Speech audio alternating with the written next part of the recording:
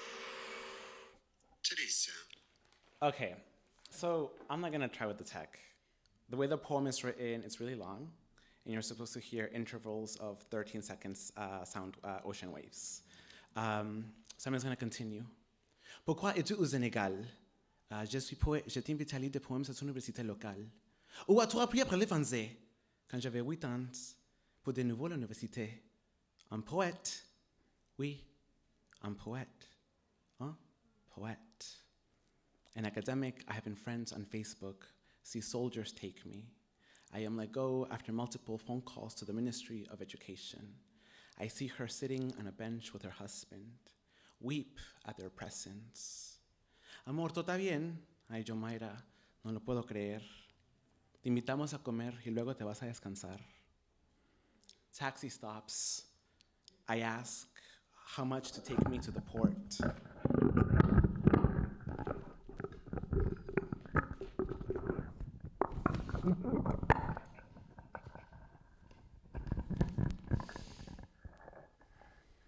I get in. He asks where I'm from. I respond, that day, Mexico is playing Germany in the World Cup. He tells me he will always root for Mexico before Germany. I do not say that nations are only good for killing, but I think it. Asks if I still live in Mexico. Tell him I am temporarily in the US. He asks if it is easy. No. He says he left to France once, sans papier, moi aussi, à États-Unis. Combien de temps? Beaucoup. We are from here, the taxi driver and I. We are from here, the taxi driver and I, the afterlife of illegality. Je vis ici, dans ce désastre du colonialisme. Il est d'ici, à quelques minutes de la porte de nos retours. Here, ici, ici. We are from in here, the taxi driver and I. We are from in here, the taxi driver and I. L'au-delà de la capture. I tried to call while in the taxi. Call never connects. I tried to think of him walking around the car, buying fish at the market, talking back at soldiers when they ain't acting right, told them that I'll take every photo I can of his neighborhood. All family died while he struggled to in the United States. It never happened. What is a home? For whom is a home? What is a document? For whom is documentation? Taxi driver asks what I'm doing in the country. Tell him I came to read poems. Asks me to read something, and I say, our exchange has been poetry. Will one day be the poem that splits the earth in half, and I will look inside and offer my body to the underworld. Every country I have lived in has embodied me. Perhaps it is under the soil that I will find where nations hid my flesh. I pray, I pay, I exit. I look to the ocean, and for a second, I think I am in Oaxaca. Everything on this side of the world looks the same. Black men at the raft, children catching fish with their bare hands like abuela taught me. Charred smoke coming from various grills. The noise, the noise, the noise. I buy a ticket to Gorée and think of the stories has told me about going to the island every year as part of his education. The first time we meet, I tell him about slavery in Mexico. I tell him about the Dutch plantations, the Italian sailor who sequestered Vicente Guerrero and sold him to the Euro elite, and Guerrero's execution in my home state. Tell him about our dances. He plays a song on his guitar. We talk about finding one another, what kinship looks like at the end of the world, at the beginning of sociality. If I had a superpower, it'd be to hold the way he holds us. At Ildego, I find me in a cell that held captive children. It looks like the Migrant Processing Center in Ciudad de Mexico, the center crammed with Black children from Honduras, Panama, Colombia, Haiti, Jamaica, y Trinidad y Tobago. I think about the choreography of captivity, the ensemble of our kinships, the desire for a different world, improvisation, transplantation, and. I sit at the edge of the island and wonder what it means to be a witness, to hold that which has held me. I pick up rocks à Gorée and put them in my bag. Every day, I pick up the earth and put it in my bag. I made a promise, and I mean to keep it. We are from here, and I, the space between the breath and the utterance. We are from in here, and I, the vision after the end. Fanon's daughter approaches after the reading, tells me to keep writing. I think about Fanon and Césaire. Did you ever think bodies like ours would be marked illegal again? I thank her for her words and tell her there is as much poetry in me as there is water. We are from here, she and I, the afterlife of the afterlife. We are from in here, she and I, where there is disaster and possibility. And I plant baobab seeds in the clouds. We build a jungle of black boys too tender for the earth. We teach the little ones to climb the trees and cut the fruit. We tell them stories of when the world fell apart and the sun reached towards her children and said, "Do not worry, you will live. Just hold on to my race." And the sun took us across the galaxies, bathed us in her warmth, hugged us with her stories, and whispered, "I talked to the clouds. They have agreed to world you. Respect them, and they will respect you. Trust them with your words, and they will console you. Thank them, and they will dance with you. When you are ready to go down to earth, call for me. I will come to you and bring you down. But for now, plant, harvest, plant, and please try to dream gloriously." April 6, 2022.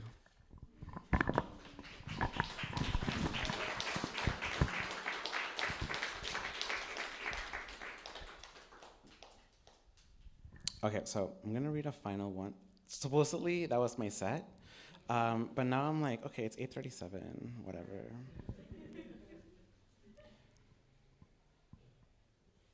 I cannot allow this to be like my one reading in the pandemic and not like read the extra poem.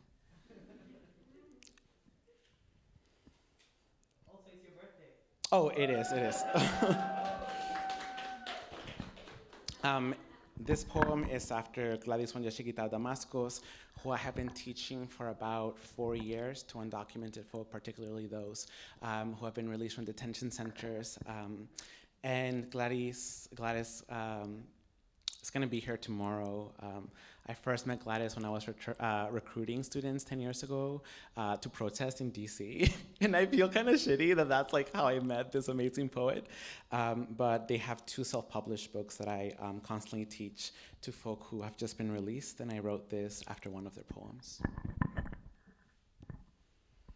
To earn this skin, I ate dirt from Abuela's home, later picked a brick, slammed it across a wall, and ate a piece. To earn this skin, I took my digits to the neck of a chicken, snapped it without looking away, dipped it in boiling water, and unplugged its feathers. To earn this skin, I prayed, cut the corpse open, cleaned intestines, recleaned the limbs in white vinegar, and did it again and again and again. To earn this skin, I sent a message to the village, a feast tonight, my home.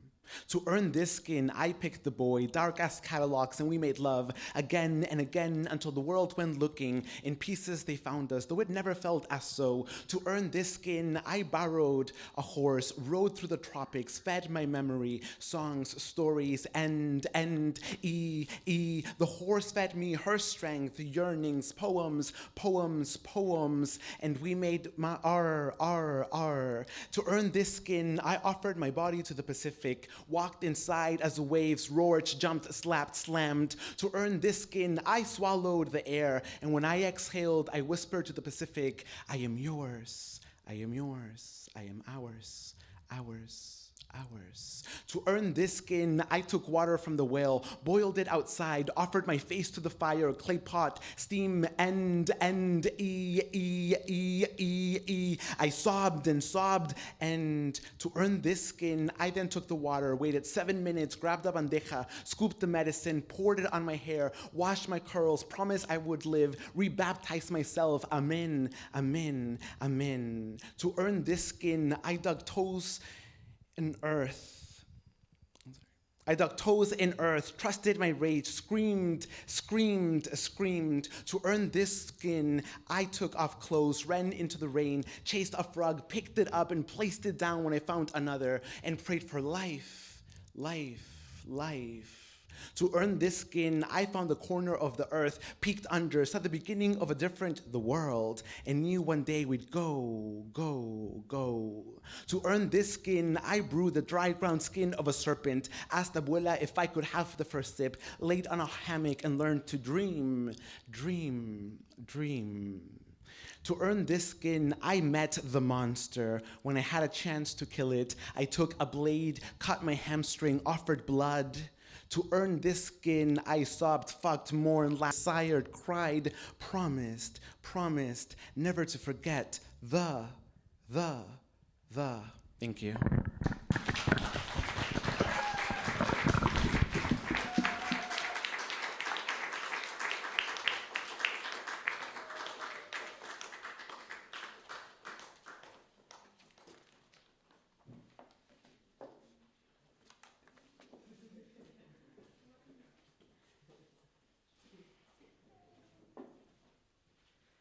So let's hear it again for all three poets.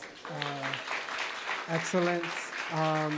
We did want to spend some time having a conversation, maybe doing some Q&A. I don't know if the poets would like to join me up here. That would be nice. I guess hopefully you all have some questions, right, for either all three poets or individual poets. I guess my question, I can start off with a question, is that, you know, the theme behind Alan's book, the grouping and the theme behind the reading, not just today but tomorrow as well, is, you know, kind of an undocumented literature, undocumented poets, and we all have undocumented or illegal migration in our bios. Right. So, but I was wondering, you know, that's just one aspect of who we are, one aspect of our works. I'm wondering, like, what traditions do you see yourself writing in? Right? Like, what traditions do you think you've inherited, or just that you've chosen to write in? It's like an easy question. Thanks. Yeah. Like real straightforward. Like.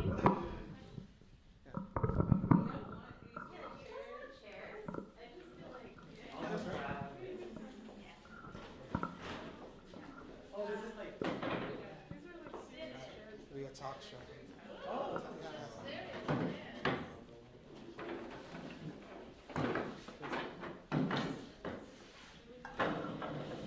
So again, just what traditions do you see yourself writing? Don't over here. You first. You go ahead.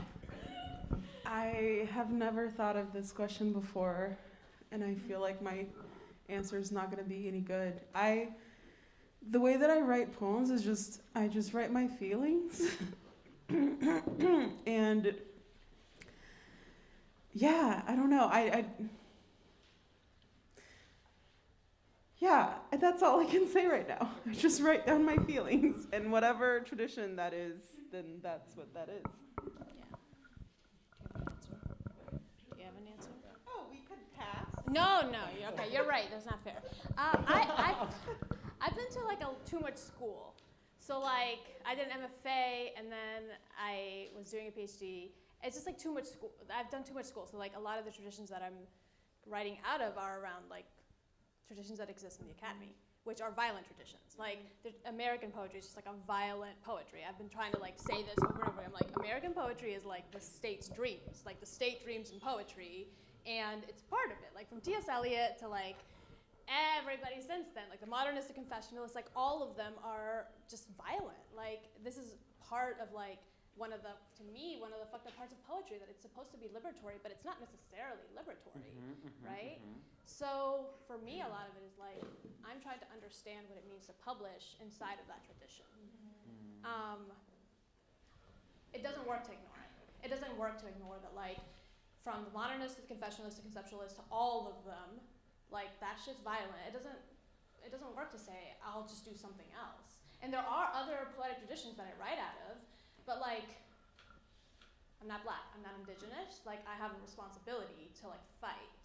And I can't ignore the other traditions that I exist out of. So when people pick up my book and they say like, oh, this is weird, like visual art poetry, like they think that they're looking at conceptualists or like experimental or avant-garde or my favorite, hybrid poetics, which I fucking hate. There's nothing hybrid, and if somebody calls like my poetry fragmented one more time, I'm fucking going to kill myself. Like, there's no fragment there. It's complete, and it's like, it's its own thing. So I'm trying to like figure out how to fight, and also how to like not fight. Exactly, that's right. Okay. Oh, I thought you were going to talk about the stitching. No, my fingers are burning. Okay. I'll talk about my first book. My first book is deeply indebted to the work of Aimé Césaire. I think that his work was,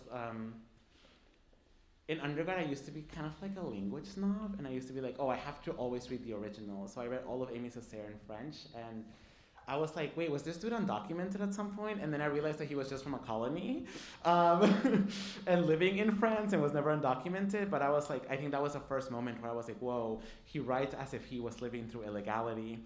And my first book was really indebted to Aimé Césaire's poetry, Jennifer Tamayo's Red Mistakes. Like, I read that book so many fucking times. Like, it is the book I've read the most in my entire life.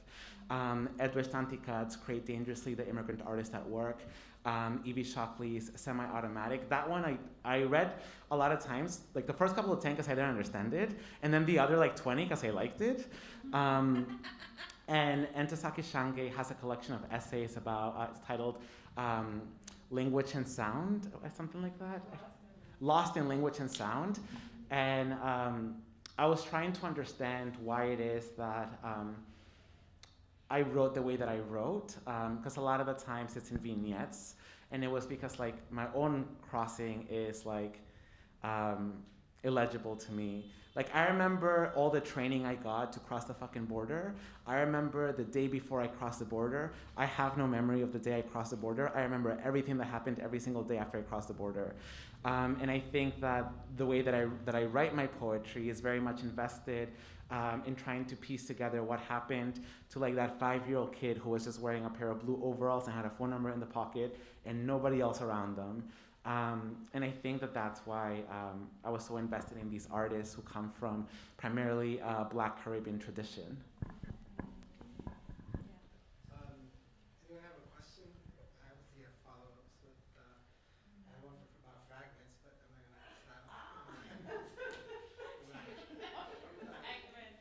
Yeah, I don't know what all the words of this question is, but I'm curious about sound.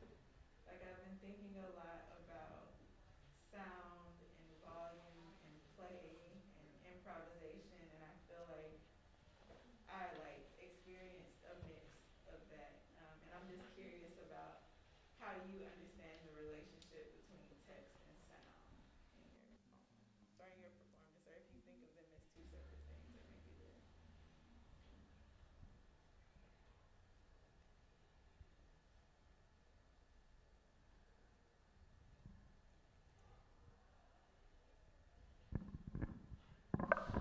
Talk a tiny bit about that.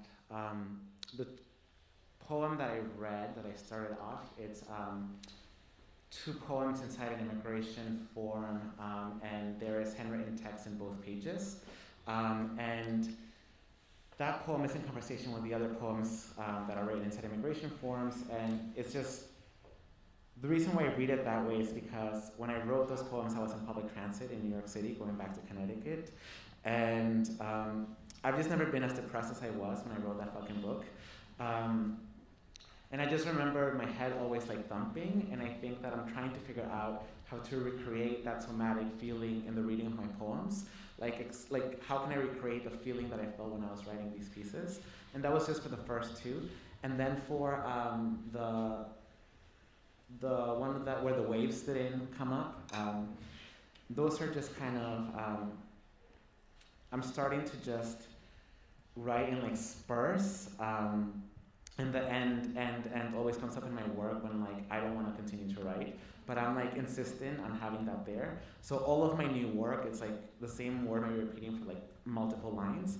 And I recently workshopped one of these poems and somebody was like, oh, I don't understand this. This feels too like avant-garde. And I was like, oh.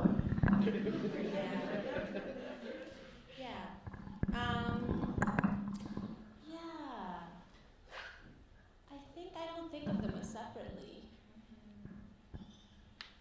I feel like, I think for me, like, the sound of our voices, like when I hear people read, and even when I read too, like, my poems like want to be alive, and they want to live inside of my voice. And sometimes they want to do weird things, and other times they, and it's really like that. It definitely feels like the poem is making choices about what it wants to do. And it loves to be read out loud. And there's some poems that don't really work, and others that are just like excited to be like with you. And there's like a life in like the sound. There's like a life in the air that is like differently, like it has a different kind of like ability to be liberated and free, and like free from like the shit that our bodies have to go through. And so like the voice, my voice wants to live inside of that space for like a second, for a moment, because I can't capture my voice, it's gone, you know? And so like letting it dance and play and move and feel pleasure, like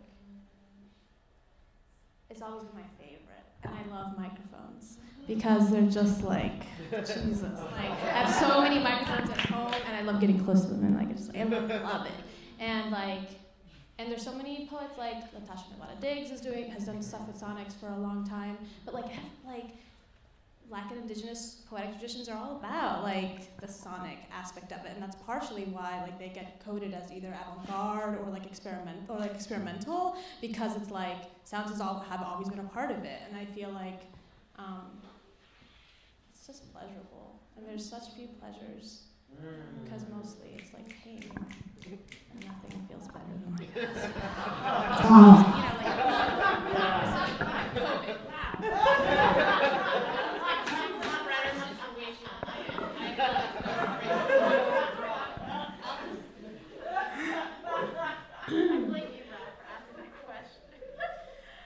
So, I've been writing poetry since 2015, so it's pretty recent.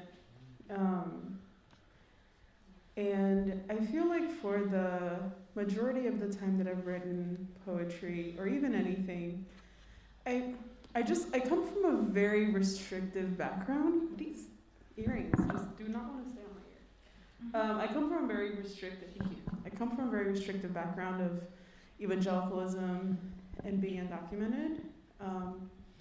And I feel like my poetry so far has just been confessional, and like just saying things really directly because I've had to hide for so long. So I haven't had much room to play. And it's definitely something that I've been thinking more about, like, you know, how the repetition of words makes those words not like lose meaning or like change meaning. Like when you hear it over and over, like when I'm saying 6, 6, 6, it's like suddenly it's just like you know, like and you just start thinking about it in a different way. So it's definitely hard for me to have playfulness beyond, you know, what you heard, like the ice and then the ice thing. Like I'm like, that's in the counterpunto, like I'm like, oh wow, that's the most I've ever done, you know? Like so it's definitely something that I'm trying to do with my new work, but because I do know, like, you know, I don't know, like we were just talking to my great aunt today, and she doesn't read or write in Portuguese. But she like tells stories like so much, and like even, I don't know, like there's almost like a rhythm to how she tells things, and how we respond, and like the and like the mesmo, you know, like just the little things that we say back, and like there's so much sound there, and I just, it's strange sometimes for me to think about those things in Portuguese and then my poetry in English too. Like sometimes it almost feels like too private or untranslatable. So it is something that I've been starting to think about now that I feel more like I have more room. Like I'm like, okay, you know, like I wrote the sad immigrant poems. I think my poems will always be sad immigrant poems, but maybe like, you know, a little bit more playful. But good question. Maybe we could take one more question. Yeah. Thank you all so much. As I was listening, something that came up that I've been thinking about is live poetry, live poems.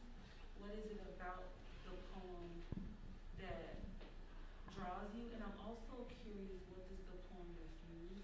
What are the secrets that the poem won't tell us as the audience?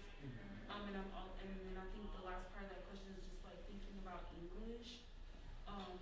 What is the relationship to English and the irony of telling the poem in English? Aline, you mentioned Untitled Chapter's poem, and she talks about like kind of like breaking English in half, and Huerta talks about words are things that will certainly kill us. Sticks and stones may break our bones, but words will actually kill us. So I'm curious the relationship between those things for you all. I have so many thoughts, but I will start with this. When I was little, and I first learned that saying, sticks and stones will break my bones. I was a very dramatic child, and I still kind of am a dramatic adult, but I was like, sticks and stones may break my bones, but words, oh, how they hurt me. So yeah, it was something I would repeat and be like, actually. So poetry.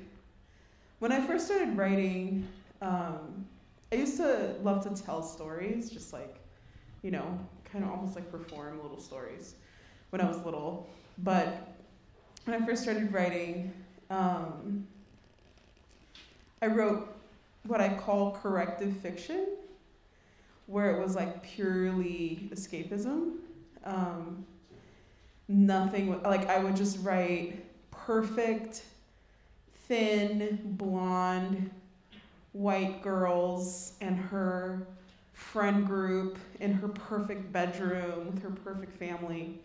And it just brought me so much relief to just write pages and pages of that. And it's like, there was no plot, because there was no conflict. You know, like it was just perfection in my mind.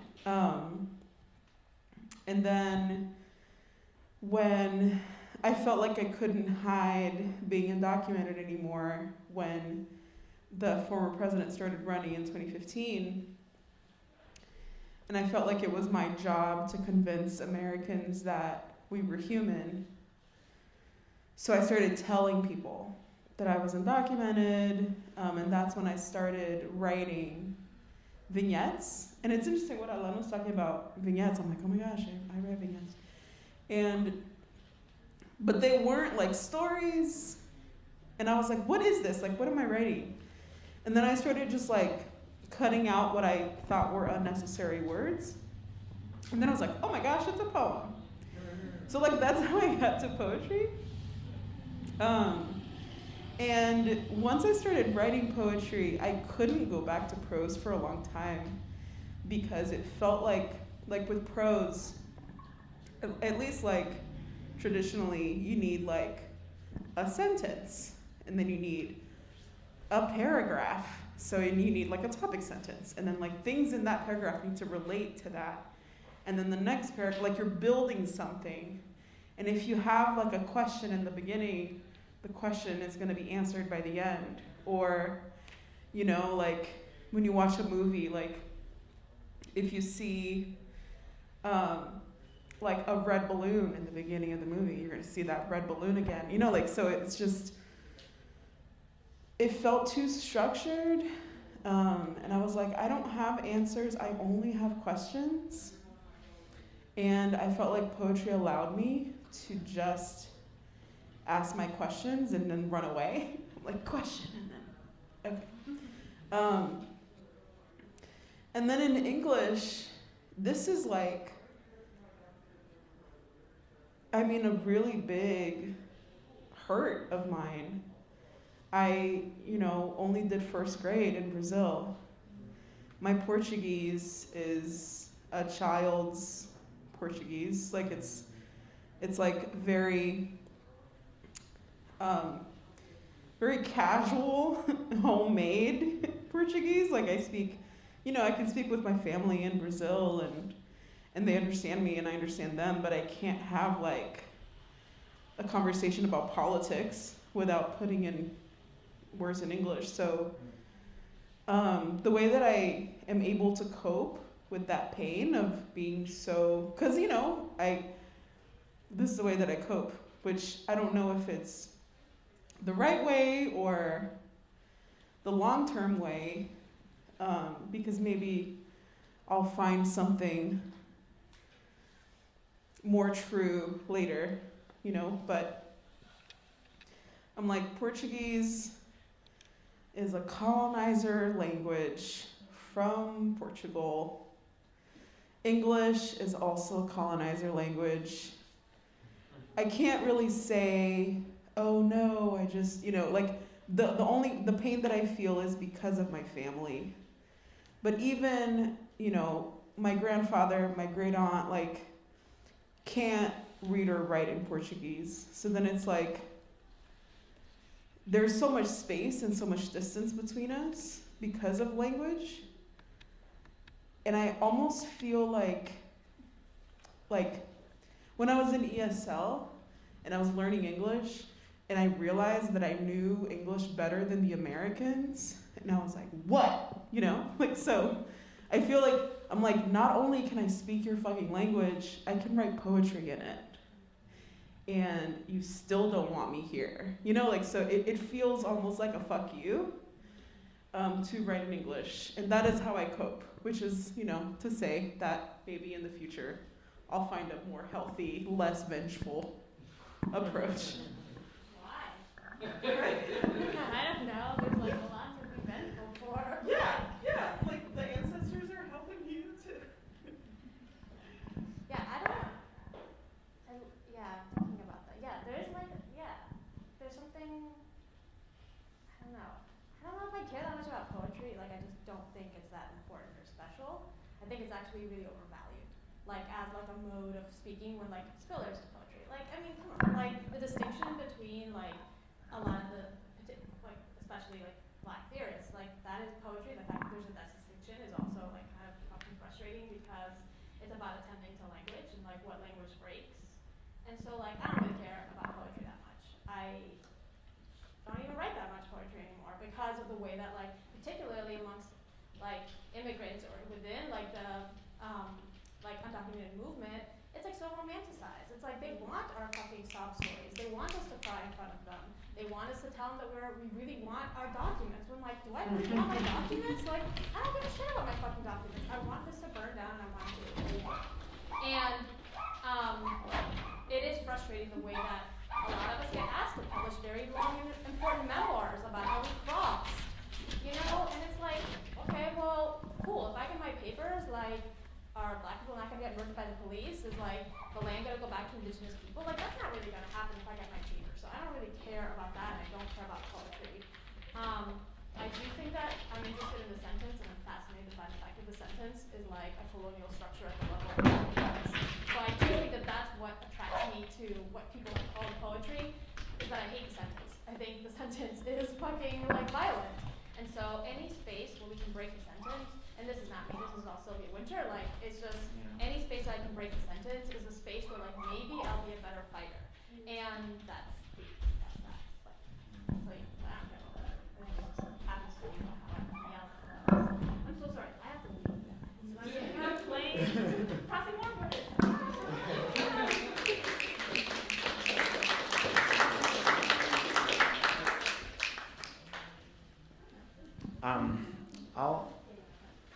answer part of that question. I think for me, it's never been about like, what can a poem do, or is poetry a medium that I am committed to?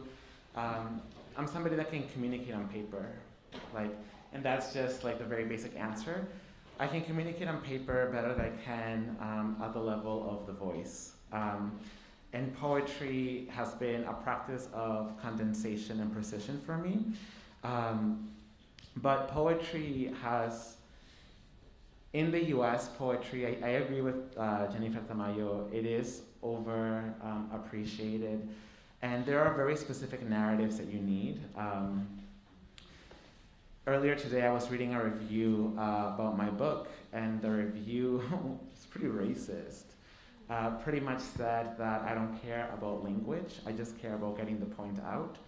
And like, people are illegalized, people are like not illegal, right? So it's like I do care about language because I paid to those particular attentions of how words weaponize communities.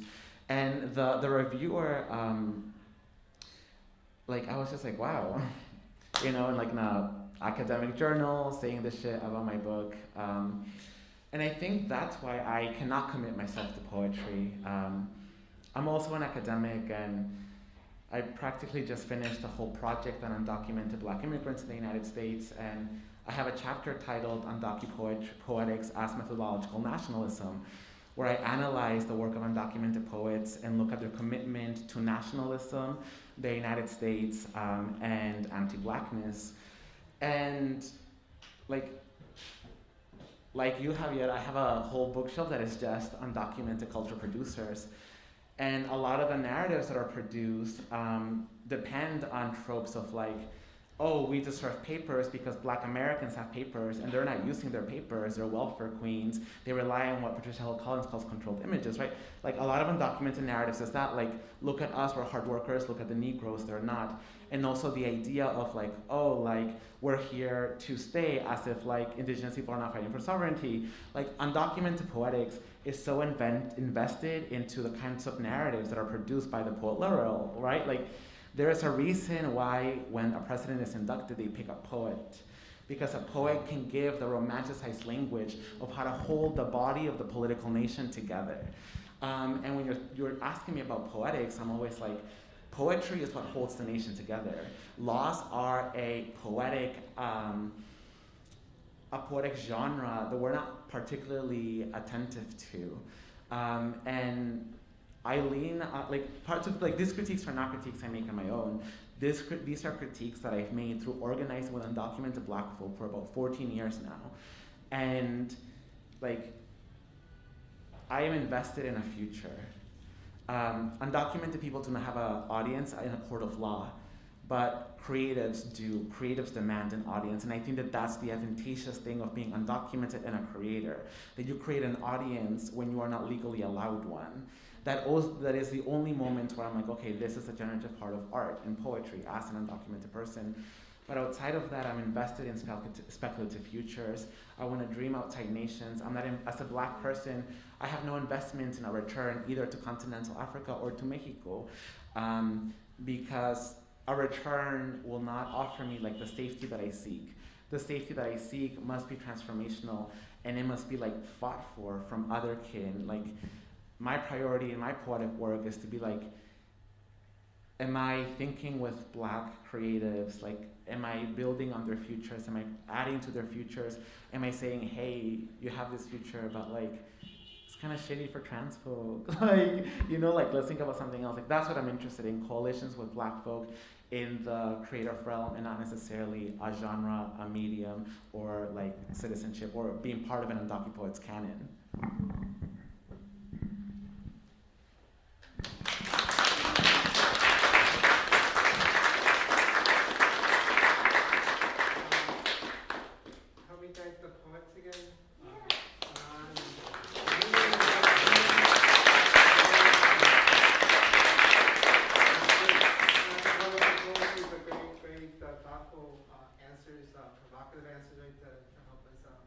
More about this conversation. We're going to continue tomorrow, Alan mentioned Juarez.